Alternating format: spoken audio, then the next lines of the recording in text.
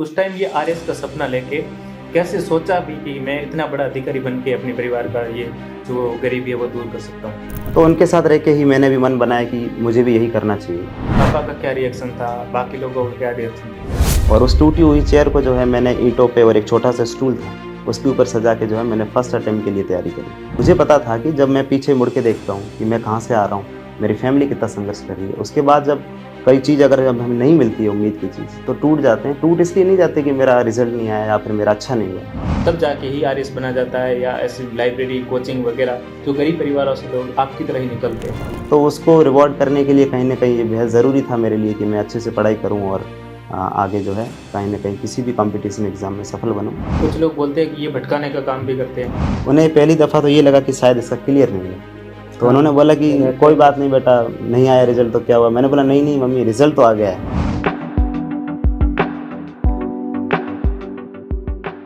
नमस्कार, आप देख रहे हो पीके टाइम्स और मैं हूं आपके साथ दादूराम। हाल ही में कुछ दिन पहले आरएस का रिजल्ट आया और बाड़मेर के इस तपते रेगिस्तान ने भी बहुत सारे ऐसे आरएस अधिकारी दिए राजस्थान को, जिसमें से आज हमारे साथ एक ऐसी शख्सियत जुड़ी है जिनके पिताजी का संघर्ष माने या एक छोटी सी टायर पंचर की दुकान चलाकर अपने परिवार को संभाला और अपने बेटे को आरएस अधिकारी बनने का सपना पूरा करने में अपना पूरा सहयोग दिया। आज हमारे साथ है लादूराम जी, जिनसे हम बात करेंगे, उनके पूरे संघर्ष के बारे में जानेंगे। सर, स्वागत है आपका। नमस्कार सर, पहले तो आप अपना पूरा परिचय बताएं ताकि हमारे दर्शक आप तक आपको पूरा जान पाए। जी, मेरा नाम लादूराम है। आरएस 2024 की जो भर्ती थी उसके रिजल्ट में मेरी ओवरऑल रैंक 1051 है, वो एससी कैटेगरी में मेरी रैंक 24 है। सर, आप मुझे पूरा आपका जो पढ़ाई का शुरू से लेकर पूरा है, गांव में पढ़ाई करी या कहीं आप बाहर प्राइवेट कोचिंगों में पढ़े, स्कूलों में पढ़े, वो सारा विवरण बताइए। मेरा गांव जो है वो बोई है, ग्राम पंचायत सूंदरा, जो बाड़मेर जिला मुख्यालय से करीब 180 किलोमीटर दूर पड़ता है। वहाँ आज भी जो है शिक्षा का स्तर अगर देखा जाए तो वो बेहद नगण्य है, क्योंकि कहीं की भी मजदूरी आदि के जो है रिसोर्सेज नहीं है। वहाँ पे जो फैमिलीज़ है वो कैपेबल नहीं है कि बच्चों को बाहर भेज के पढ़ा सके। इस चीज़ को देखते हुए जो है मेरे फादर ने वर्ष 2001 में बाड़मेर में आके एक छोटी सी टायर पंचर की दुकान चलाई, और उस टायर पंचर की दुकान को चलाते हुए मुझे व मेरे जो भाई और बहन हैं उनको भी पढ़ाया। और वर्ष 2012 में जब 5th क्लास के बाद 6th से लेकर 12th तक की जो मेरी जो एजुकेशन है वो जवाहर नवोदय विद्यालय पचपदरा नगर बाड़मेर से हुई। अच्छा। और ये जो समय जो है ये कहीं ना कहीं जो है मेरी लाइफ का टर्निंग पॉइंट है, क्योंकि नवोदय विद्यालय में रहते हुए जो मैंने चीज़ें सीखी या फिर वहाँ रह के जो मैं ये खुद को जान पाया और मैं खुद को भरोसा दिला पाया कि मैं कुछ अच्छा कर सकता हूँ, कुछ बेटर कर सकता हूँ। उसी भरोसे की बदौलत जो है मैंने सिविल सर्विसेज में जाने का विचार बनाया। 12th के बाद जो है मैंने ग्रेजुएशन मेरी काशी हिंदू विश्वविद्यालय बनारस से की, और ग्रेजुएशन के बाद जब मैं वापस घर आया तो मैंने मेरी फैमिली से डिस्कस किया कि मैं क्या करना चाहता हूँ और क्या नहीं करना चाहता हूँ। मेरी फैमिली चाहती थी कि मैं कहीं ना कहीं कोई भी जॉब कर लूँ, क्योंकि घर में किसी तरह के रिसोर्सेज थे नहीं। हमारे 6 लोगों की जो फैमिली थी उसमें मेरे पिताजी अकेले थे जो कमा रहे थे, और वो भी एक छोटी सी टायर पंचर की दुकान पे। सर, ये छोटी सी टायर पंचर की दुकान से उन्होंने जो संघर्ष कराया, आप उस टाइम ये आरएस का सपना लेके कैसे सोचा भी कि मैं इतना बड़ा अधिकारी बन के अपने परिवार का ये जो गरीबी है वो दूर कर सकता हूँ? हाँ, इसमें जो मैंने जैसे आपको बताया कि जो सबसे बड़ा जो योगदान है वो मेरी स्कूलिंग का है। अगर मैं किसी और स्कूल में होता तो शायद मैं इतना सोच नहीं पाता, लेकिन नवोदय स्कूल में रहने के दौरान मेरे सीनियर्स ने व जो मेरे जो टीचर्स हैं उन्होंने जो मुझे गाइडिंग दी, उस वजह से ही मैं ये सोच पाया। और उसके बाद भी जब मैं मेरे कॉलेज के दौरान जब काशी हिंदू विश्वविद्यालय पहुंचा तो वहाँ पे जो मेरा जो सर्कल बना उसमें भी बहुत से ऐसे अच्छे अच्छे जो दोस्त हैं जो भी अधिकारी बन चुके हैं काफ़ी लोग, और काफ़ी लोग उसकी तैयारी भी कर रहे हैं। तो उनके साथ रह के ही मैंने भी मन बनाया कि मुझे भी यही करना चाहिए। जब आपने घर में आरएस का बोला कि मेरा सपना आरएस बनना है, पापा का क्या रिएक्शन था, बाकी लोगों का क्या रिएक्शन था? अब इसमें तो सबसे पहले जैसे मैंने मेरी मम्मी को बताया तो मम्मी ने तो ये बोला कि बेटा मुझे तो कुछ समझ आता नहीं इन सब में। हाँ। अब ये है कि जब सब लोग अब पढ़ा रहे हैं तुम्हें, तो हम तो ये चाहते हैं कि तुम किसी भी तरह कोई भी नौकरी लग जाओ। और फिर जब इस बारे में मैंने मेरे पापा को बताया तो पापा ने सबसे पहले यही बोला कि बेटा इस चीज़ में अगर ये सफ़र अगर लंबा रहता है तो शायद हम तुम्हें उतना सपोर्ट ना कर पाएँ, लेकिन शुरू के अगर 1-2 वर्ष जो है उसमें हम तुम्हें पूरी तरह की मदद करेंगे। उसके पश्चात मेरी फैमिली ने मुझे जयपुर में सेटल करवाया। मैं यहाँ से 2023 में, तो 2023 की जो वैकेंसी थी उसके लिए मैं जयपुर चला गया। जयपुर में मुझे उन्होंने कोचिंग भी करवाई। और उसके अलावा जयपुर जैसे बड़े शहर में जो जहाँ बड़ा खर्चा है, एक छोटे से कमरे में रह के जब खुद खाना बनाते हैं उस तपती धूप में, या फिर उस एक बंद कमरे में जो शायद किसी एक छोटा सा, जो बहुत ही छोटा सा रूम था मेरा, उसके बाद जो है वहाँ पे खाना वगैरह भी खुद ही बनाया। इसमें मेरी इस छोटी सी जो कमरा था उसमें भी मेरा खर्चा जो था वो कहीं ना कहीं 8,000-9,000 रुपये आ रहा था। तो मेरा जो पहला जो अटैम्प्ट जो था 2023 का, उसमें मेरा प्रीलिम्स भी क्लियर हुआ। और पहले अटैम्प्ट के दौरान जो मैं पढ़ाई जब करता था, अब क्योंकि ऑलरेडी रूम का और खाने का खर्चा करीब 7 से 8,000 रुपये चला जा रहा था, इसके अलावा मैं लाइब्रेरी के 1,000 रुपये देना सक्षम नहीं था उस चीज़ में। तो उस दौरान जो है मेरे फर्स्ट अटैम्प्ट के दौरान जो हमसे पहले जो वहाँ पे जो रह के पढ़ाई कर रहे थे, जब वो लड़के वहाँ से छोड़ के चले गए तो एक टूटी हुई चेयर छोड़ के गए थे। और उस टूटी हुई चेयर को जो है मैंने ईंटों पे, और एक छोटा सा स्टूल था उसके ऊपर सजा के जो है मैंने फर्स्ट अटैम्प्ट के लिए तैयारी करी। और फर्स्ट अटैम्प्ट में मेरा प्रीलिम्स क्लियर भी हुआ। और जब प्रीलिम्स क्लियर हुआ तो फिर इससे मेरी फैमिली और जो मेरे दोस्त हैं, या फिर जो मुझे खुद को भी उम्मीद जगी और मुझे भी विश्वास आया कि अगर मैं फर्स्ट अटैम्प्ट में इतने अच्छे मार्क्स से अगर प्रीलिम्स क्वालिफाई कर सकता हूँ तो शायद इसका कहीं ना कहीं जो है आगे डेस्टिनी में एक अच्छा रिजल्ट भी आएगा। और जब मेरा फर्स्ट जब प्रीलिम्स क्लियर हुआ तो मेरे पिताजी ने जो है मुझे एक आशीर्वाद स्वरूप 1,000 रुपये एक्स्ट्रा भेजे। और उस 1,000 रुपये से जो है मैं चेयर खरीद के लाया और आगे की तैयारी मैंने उसी चेयर पे बैठ के करी है। और लाइब्रेरी जाते थे या फिर कोचिंग वहाँ का पूरा क्या था आपका शेड्यूल? कोचिंग जैसे फर्स्ट अटैम्प्ट के दौरान मैंने कोचिंग की थी तो उस कोचिंग में ही एक लाइब्रेरी प्रोवाइड करवाई थी। तो क्योंकि गर्मियों के मौसम में रूम में बैठ के पढ़ना बहुत ज़्यादा मुश्किल हो जाता है, तो इसलिए मैं उस समय में जो धूप का जो टाइम था, जैसे सुबह खाना बना के कोचिंग जाता था मैं, और शुरू के दिनों में खाना भी मैं बाहर ही खाता था। तो फिर जब मैं बाहर खाना खा के फिर वापस कोचिंग जाता था और वहाँ की जो लाइब्रेरी जो थी, जो उस कोचिंग फीस में इंक्लूडेड थी, उसमें रह के पढ़ाई करता था। जब मेरी कोचिंग कंप्लीट हो गई तब भी सिर्फ गर्मी के दिनों में, क्योंकि उस समय रूम पे पढ़ना भी बहुत मुश्किल है, तो फिर उससे कहीं ना कहीं जो प्रोडक्टिविटी है वो हैम्पर हो जाती है। उस समय में मैंने लाइब्रेरी ज्वाइन करी 1 या 2 महीने के लिए, और जो लाइब्रेरी के जो पैसे थे वो मेरे जो कुछ अच्छे दोस्त हैं वो लोग इसको प्रोवाइड करवाते थे। तो आप इस सफलता में उन दोस्तों का कितना सहयोग सपोर्ट मानते हो? जैसे मेरा जो पहला जो अटैम्प्ट था, जब मेरा पहला अटैम्प्ट जब क्लियर नहीं हुआ तो सबसे पहले तो जो मेरा जो फ्रेंड था वो मेरे पास था, उसने रिज़ल्ट देखा। तो और जब मैं उसमें जब मेरा नाम नहीं आया, जब मेरा रोल नंबर नहीं आया, तो एक तरह से मैं टूट गया, क्योंकि मुझे पता था कि जब मैं पीछे मुड़ के देखता हूँ कि मैं कहाँ से आ रहा हूँ, मेरी फैमिली कितना संघर्ष कर रही है। उसके बाद जब कई चीज़ अगर जब हमें नहीं मिलती है उम्मीद की चीज़, तो टूट जाते हैं। टूट इसलिए नहीं जाते कि मेरा रिजल्ट नहीं आया या फिर मेरा अच्छा नहीं हुआ, टूट इसलिए जाते हैं कि जो लोग सेक्रीफाइस कर रहे हैं, अब उस रिजल्ट की वजह से अगर मेरा फर्स्ट अटेम्प्ट में होता तो शायद जो मेरा छोटा भाई है वो भी अभी बहुत अच्छे से पढ़ाई कर रहा होता। लेकिन सेकंड अटेम्प्ट के दौरान जो है फाइनेंशियल क्राइसिस की वजह से और मेरे पिताजी की भी जो है थोड़ी तबीयत थोड़ी कमज़ोर होने लगी, क्योंकि इस तरह धूप में और ऐसा हार्ड वर्किंग काम करना बहुत ज़्यादा मुश्किल हो जाता है। तो उसमें मेरे छोटे भाई ने उनको सपोर्ट किया।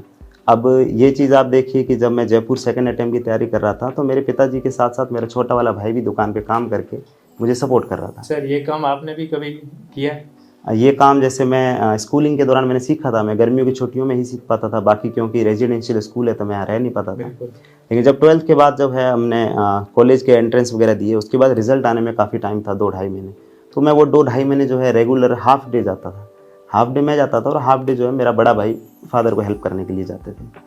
उसके बाद जब ग्रेजुएशन में भी कोविड आया, कोविड के बाद का जो टाइम था जिसमें क्योंकि मेरा फिर उसके बाद ऑनलाइन होने लगी थी क्लासेस वगैरह, उस दौरान मैं जाता था एक दुकान पे। और जब ग्रेजुएशन कंप्लीट हुई और ग्रेजुएशन कंप्लीट होने के बाद और आरएस की तैयारी शुरू करने से पहले का जो पीरियड है वो 2-2.5 महीने जो है उसमें मैंने दुकान पे काम किया था। टायर पंचिंग का काम मुझे वहाँ से सीखा और मुझे लगता है वो जो चीज़ जो थी, वो जो मैंने दुकान पे जो काम किया, वहाँ पे जो संघर्ष जो मैंने देखा, जब मैंने खुद झेला, तो मुझे समझ आया कि कैसे जो है मेरे फादर पूरी फैमिली को सपोर्ट करने के लिए कितना कुछ झेल रहे हैं या फिर कितना हार्ड वर्क कर रहे हैं। तो उसको रिवॉर्ड करने के लिए कहीं ना कहीं ये बेहद ज़रूरी था मेरे लिए कि मैं अच्छे से पढ़ाई करूं और आगे जो है कहीं ना कहीं किसी भी कंपटीशन एग्ज़ाम में सफल बनूं। लेकिन इस संदर्भ में भी जब किसी भी कंपटीशन की बात आती है तो इसमें बहुत सारे एग्ज़ाम्स आते हैं, लेकिन मेरी फैमिली ने या फिर मेरे स्पेसिफिकली मेरे फादर ने और जो मेरे भैया हैं उन्होंने इस चीज़ के बारे में मुझे कभी प्रेशर नहीं किया कि बेटा तुम कोई भी पेपर दे दो। फर्स्ट अटैम्प्ट तक नहीं दिया। जैसे अभी तक जो है मैंने सिर्फ 3 पेपर दिए, उसमें से 2 आरएएस के हैं और कंपटीशन में सिर्फ 3 एग्जाम दिए जी, उसमें 2 आरएएस के हैं और एक एसआई का जो अभी रिसेंटली जो पेपर हुआ था वो वाला दिया है। आरएएस का आपका कौन सा ये अटेम्प्ट था? ये मेरा सेकंड अटेम्प्ट है। सेकंड में क्लियर हो गया जी। इसमें यहाँ जयपुर का कितना रोल, या आप यहाँ मानते हो कि मैं ग्रामीण इलाके से निकल कर बड़ी सिटी में गया तब जाके ही आरएस बना जाता है, या ऐसी लाइब्रेरी, कोचिंग वगैरह जो गरीब परिवारों से लोग आपकी तरह ही निकलते हैं, वो उनको आप कैसे मतलब आगे प्रेरणादायक कुछ बोलोगे? जब बात करें कि लाइब्रेरी, कोचिंग या फिर किसी और तरह के गाइडेंस की, अगर हम ये माने कि अगर कोचिंग हमें जो है कि हैंड होल्डिंग सपोर्ट प्रोवाइड करवाएगी, कि वो हमें हाथ पकड़ के कहीं से भी उठा के जो है एक अफसर बना देगी या किसी भी पेपर में क्लियर करवा देगी, तो ये एक भ्रम मात्र है, इससे अधिक कुछ नहीं है। इसके अंदर जो मुख्य चीज़ है, वो जो अभ्यर्थी है उसका खुद का डेडिकेशन है, उसका खुद का कॉन्फिडेंस है, वो उसका खुद की मेहनत है। कोचिंग्स का सपोर्ट इसलिए है कि क्योंकि वो कहीं ना कहीं जो है जो मतलब रिसोर्सेज की भरमार है मार्केट में हर तरह के, तो उसमें कहीं भटके ना, उस चीज़ के लिए ज़रूरी है। लेकिन अभी जैसे देखें कि गाइडिंग का काम है, तो सोशल मीडिया और जो यूट्यूब है, यूट्यूब पे जो है बहुत अच्छे अच्छे प्लेटफॉर्म्स है, जहाँ पे बहुत बिना किसी तरह के खर्च के या फिर बहुत मिनिमल खर्च में जो है एक अच्छा सपोर्ट मिल सकता है। तो जो गरीब परिवार के जो या फिर जो मजदूर परिवार के जो संघर्षरत विद्यार्थी है, उनको मैं यही कहता हूँ कि जो बड़ी बड़ी जो कोचिंगों के पीछे अगर भागने के बजाय मुझे लगता है कि खुद पे विश्वास रखे, एक अच्छे से एक प्लान बना के अगर पढ़ाई की जाए तो ये हो सकता है बिना कोचिंग के और लाइब्रेरी के सपोर्ट से भी। जैसे मैं जयपुर में था तो मैंने लाइब्रेरी ज्वाइन नहीं की, हालांकि जब बहुत ज़्यादा गर्मी होती थी तो लाइब्रेरी में जाना थोड़ा सा ज़रूरी महसूस होता था, इसलिए मैंने ज्वाइन किया। सर, आपकी सफलता के पीछे सोशल मीडिया का कितना रोल मानते हो? सोशल मीडिया का रोल तो अभी ऐसा कि सोशल मीडिया ऐसी चीज़ है, एक दो धारी तलवार जैसी। कुछ लोग बोलते हैं कि ये भटकाने का काम भी करते हैं। हाँ, तो इसमें इससे कैसे बचा जाएगा? भटकाने का काम है तो जैसे मैं सोशल मीडिया को जो है जब एग्ज़ाम्स वगैरह आते थे तब मैं बहुत कम यूज़ करता था, लेकिन यूज़ करता था। जैसे आरएस में, जैसे मेंस में, या फिर जो इंटरव्यू है उस दौरान जो है करंट अफेयर्स वगैरह जो है, तो वो डेली चीज़ें एक तो अखबार से हम ले लें, या फिर दूसरी जो है बहुत सी जो ऐसे प्लेटफॉर्म्स है जो उनको कंसाइज वे में प्रोवाइड करवाते हैं। तो उसके लिए मैंने सोशल मीडिया का यूज़ भी किया है। लेकिन अगर सोशल मीडिया का यूज़ अगर सिर्फ एंटरटेनमेंट के लिए हो रहा है, तो वो कहीं ना कहीं उन अभ्यर्थियों की या फिर उनका जो सफलता है उसके बीच का जो गैप है उसको और अधिक बढ़ा देता है। आपके पास क्या संसाधन थे सोशल मीडिया के लिए? सोशल मीडिया के लिए क्या, मेरे पास जो फ़ोन है वो मेरा आज से करीब 1 साल पहले जब मेरा फ़ोन ख़राब हो गया था, उसके बाद से अगर मैं आपको फ़ोन दिखाऊं तो आप शायद बोलेंगे कि ये फ़ोन है या कोई और झमेला है।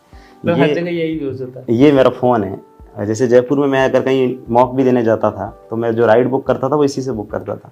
और मार्केट में मैं इसी को कान पे लगा के ही बात करता था कहीं पे भी जाने के लिए, क्योंकि अब फ़ोन का मैं फिर से कहीं पे अगर 10,000 8,000 रुपये दूँ तो वो मेरा 1 महीने से अधिक का खर्च है, 10,000 रुपये। और उतनी जो है एक तरह से वो मार है किसी भी फैमिली, मजदूर फैमिली के लिए। और जैसा मैंने बताया, जो मेरा छोटा भाई है वो भी दुकान पे काम कर रहा है, तो कहीं ना कहीं मुझे अंदर से लगता था कि अगर एक अपना सब कुछ सेक्रीफाइस कर सकता है, एक 20 साल का लड़का अगर एक अपने बड़े भाई का सपना पूरा करने के लिए अगर अपना सब कुछ सेक्रीफाइस कर रहा है, तो ये चीज़ मुझे सबसे ज़्यादा मोटिवेट करती थी। और शायद वही मोटिवेशन जो है वो काम आया। और जब मेरा फर्स्ट अटैम्प्ट क्लियर नहीं हुआ तब भी जब उस समय मैंने सिर्फ मेरे छोटे भाई को एक ही मैसेज भेजा था मैंने कि सॉरी, इसके अलावा मैंने और कुछ नहीं भेजा, सिर्फ इतना मैसेज भेजा था, सॉरी। सामने से क्या रिएक्शन था? सामने से घर वालों के, जैसे मेरे मम्मी और पापा था तो मेरे को रोना भी आया। तो उन्होंने बोला कि क्या हो गया? मैंने बोला कि पापा मेरा क्लियर नहीं हो पाया। तो बोला कि क्लियर नहीं हुआ तो क्या हुआ, क्या ये तेरा आखिरी अटैम्प्ट था? मैंने कहा नहीं। तो फिर बोला और तैयारी कर। मैं और तैयारी तो मैं कभी खर्चे है, हर चीज़ है, मुझे लगता है कि अब मतलब नहीं है इस चीज़ का, शायद मैं भी कोई दुकान खोलूँ या फिर जो अब जैसे मेरी फैमिली है तो उसमें अधिकतर लोगों का टायर पंचर का और जो कार मैकेनिक या जो बड़ी गाड़ी को मैकेनिक है वही काम करते हैं। तो मेरे मन में भी आया कि मैं मैकेनिक बनूंगा। और जब नेक्स्ट वैकेंसी अनाउंस नहीं हुई थी तब तक, उस समय वैसे नेक्स्ट वैकेंसी अनाउंस हो चुकी थी। और उसके बाद जब प्रीलिम्स दिया या फिर जब मेंस दिया तो उसके बाद हमेशा ऐसा लगता था कि अगर रिजल्ट नहीं आया तो शायद मैं भी एक कार मैकेनिक बनूंगा। लेकिन उसमें जो है मेरी फैमिली का सपोर्ट, मेरे दोस्तों का सपोर्ट, उस वजह से उन्होंने जो मुझे इमोशनली जो सपोर्ट किया, मेरे को मोटिवेट जो किया। जैसे मैंने बताया कि जब मेरा फर्स्ट अटैम्प्ट नहीं हुआ था क्लियर, मैंने मेरे भाई को सॉरी भेजा तो उसने सिर्फ एक सामने से इमोजी भेजा एक हग का, और मुझे फ़ोन करके बोला कि नहीं तू फिर से कोशिश कर, मैं हूँ तुम्हारे साथ, फैमिली है। फादर ने भी बोला कि मैं तुम्हें सपोर्ट करूँगा। तो मैं दूसरा पेपर देना है तो दो, आप अपने विवेक से जो भी डिसीजन लो। लेकिन आरएस का तुम्हें करना चाहते हो, तुम अगर जयपुर रहना चाहते हो तो अगला अटैम्प्ट अच्छे से वहीं रखे दो। तो फिर इसलिए फिर वापस जयपुर गया और मैंने फिर से प्रिपरेशन शुरू करी।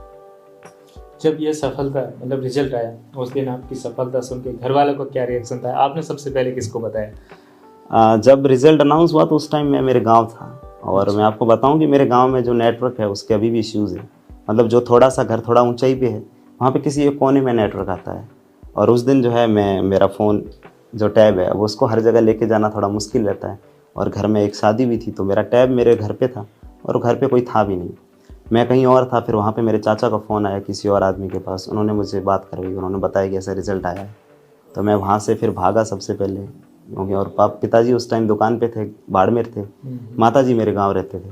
तो मैं वहाँ से भागा, मैं माताजी की तरफ गया, और जब मैं वहाँ तक पहुँचा मेरी माताजी के पास, तो मेरी आंखों में आंसू थे। लेकिन अब वही है ना कि माँ तो माँ होती है। जब उन्होंने मेरी आंखों में आंसू देखा तो उन्होंने ये नहीं बोला कि बेटा रिज़ल्ट का क्या हुआ क्या नहीं हुआ। उन्हें पहली दफ़ा तो ये लगा कि शायद इसका क्लियर नहीं हुआ, तो उन्होंने बोला कि कोई बात नहीं बेटा, नहीं आया रिज़ल्ट तो क्या हुआ। मैंने बोला नहीं नहीं मम्मी, रिज़ल्ट तो आ गया है और रिज़ल्ट अच्छा आया है। तो बोला रिज़ल्ट अच्छा है तो बेटा क्यों रह रहे हो, किसी ने भाई तुम्हें कुछ बोल दिया, किसने भाई तुम्हें डांट दिया, कुछ कर दिया। मैंने बोला नहीं। फिर मैंने मम्मी को हक किया और उन्होंने बताया कि जो है मुझे एक अच्छी मतलब कैटेगरी में अच्छी रैंक मिली है, तो एक अच्छी जॉब भी मिलेगी इससे। तो इससे मेरी मम्मी बहुत खुश हुई।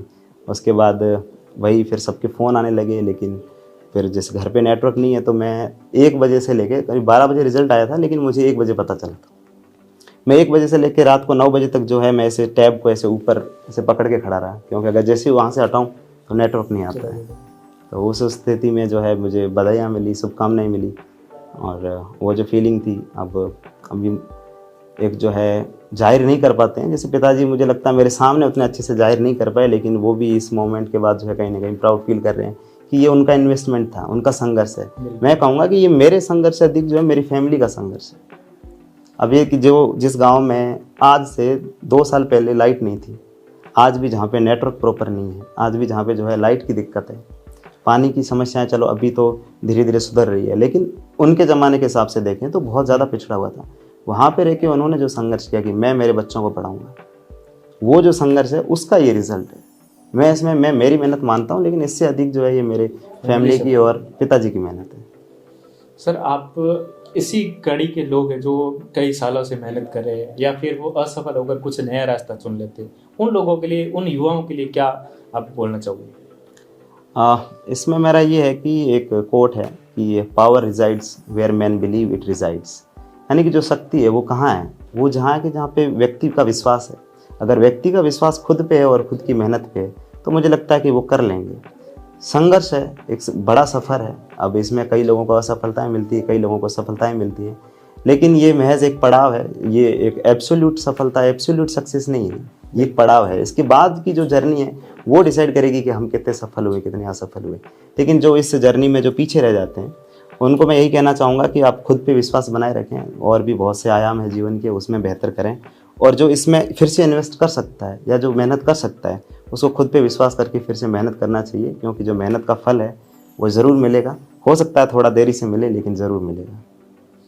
बहुत बहुत शुभकामनाएं सर, आपने अपनी जर्नी के बारे में बताया और आने वाले युवाओं को एक मोटिवेशनल के रूप में आप उभर कर आएंगे इस बाड़मेर से, और हमें आशा है कि आप अपनी लाइफ और आपके आगे के जो भी कार्य होंगे अच्छे और बेहतर करेंगे, अपने गांव का, अपने जिले का, अपने राज्य का नाम रोशन करेंगे। बहुत बहुत शुक्रिया सर, धन्यवाद। धन्यवाद।